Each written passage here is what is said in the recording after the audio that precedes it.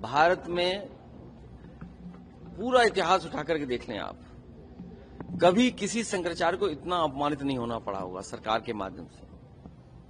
और ये हमारे हिंदुस्तानियत की पहचान है कि हम एक दूसरे के त्योहार पर, एक दूसरे के सेलिब्रेशन में हम लोग शामिल होते हैं। यही हमारे देश की, भारत की हिंदुस्तानियत की पहचान है, जहां हमारी संस्कृति एक दूसरे से मिली जुली है।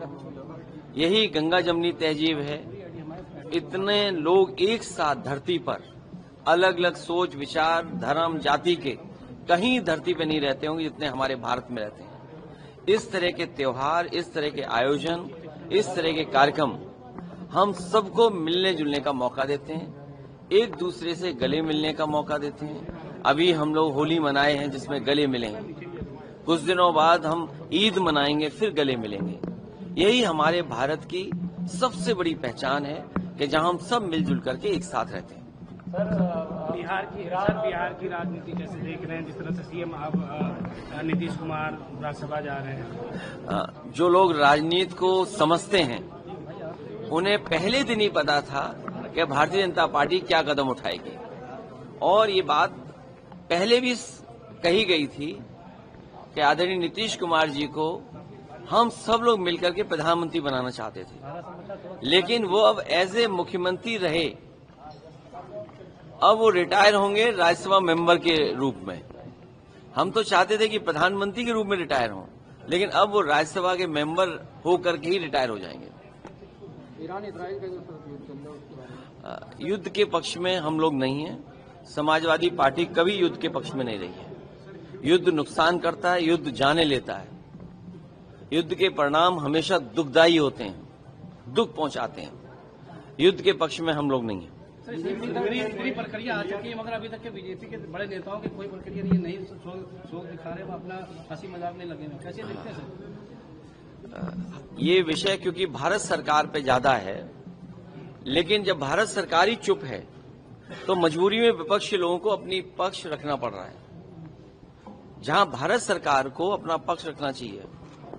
और इतनी कमजोर शायद सरकार कभी किसी ने नहीं देखी होगी। बीजेपी का ट्रिपल एस फार्मूला लेकर के आ रही है, ब्रह्मास्त्र बता रही है, उसको उस पर क्या कहें? मैंने कहीं पढ़ा ही नहीं ट्रिपल एफ क्या है। ट्रिपल एस सरकार, संगठन और संघ।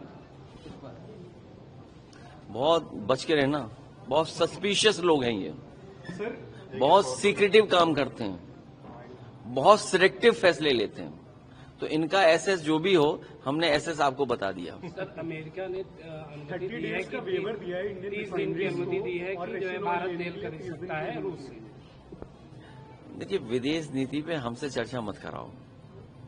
विदेश नीति जो दिख रही है वो नहीं है। अंदर ही अंदर कहां हाथ किससे मिले हुए किसी को नहीं पता। और कारोबार से हम लोग जुड़ गए हैं, कितने बड़े पैमाने पे हम कारोबार से जुड़े हैं।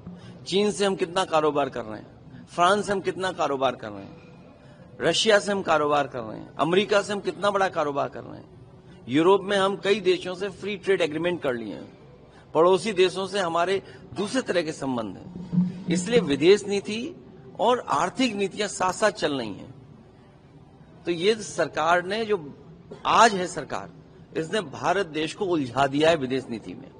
सर, ममता बनर्जी शास्त्री अब समर्थन कर रहे हैं। बनारस में उन्होंने कहा है कि मैं स्वामी और मुक्तेश्वरानंद के साथ में हूँ, हालांकि 11 मार्च का आमंत्रण नहीं मिला है और एकांतवास पे जाना। मैं तो देश के सभी साधु संतों से और जितने भी हमारे पूजनीय गुरुजन हैं, जो समय समय पे भारत की संस्कृति को आगे बढ़ाते हैं, वो सभी पूजनीय शंकराचार्य जी का समर्थन करें। क्योंकि आज अगर पूजनीय शंकराचार्य जी के साथ ये व्यवहार हुआ है तो कल किसी के साथ भी हो सकता है। ये सरकार डरा के काम कर रही है, ये डरा करके लोगों को अपमानित कर रही है। उनको कितनी पीड़ा हुई होगी जब उन पर झूठे मुकदमे लगे। शायद